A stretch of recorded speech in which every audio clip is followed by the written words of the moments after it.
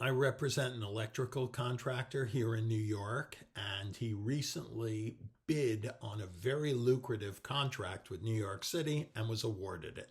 Here's the problem.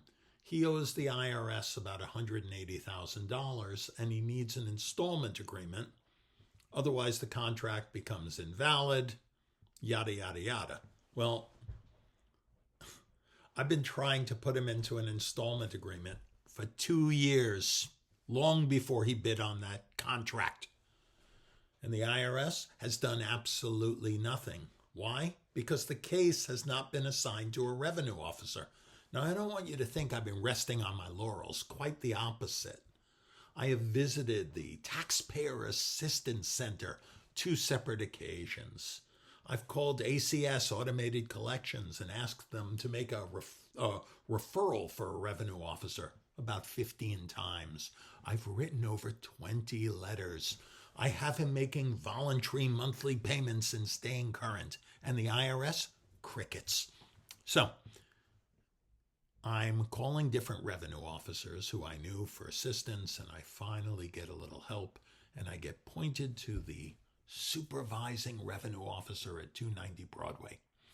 3 weeks ago, I explained to her the facts and circumstances. I tell her that without an agreement in place, he'll lose the contract, that all of his employees essentially will be out of work. She asks me to provide bank records, returns, all sorts of things, the whole schmear, which I promptly provide. And then, the day before Thanksgiving, she goes silent. So I'm calling regularly, I'm sending faxes, nothing. I'm starting to think maybe she's, in training or on vacation or something. No, just not returning my calls. And I know that because I called someone in the Bethpage office and I asked if he could locate her, and within 1 hour she called me back telling me, "We're not going to do anything."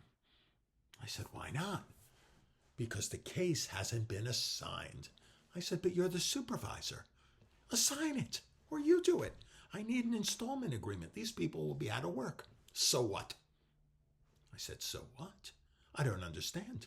She said, "Well, when it gets assigned, then we'll put him in an installment agreement." I said, "But I've been trying for 2 years." And by the way, I had provided her proof of this. Certified mailings, letters. I got a file about that thick. No, she just kept repeating herself over and over. "No, not going to do it, not going to do it." So I had to call my client to tell him the bad news. That's right. But it makes you think. These people are a disgrace, an absolute disgrace.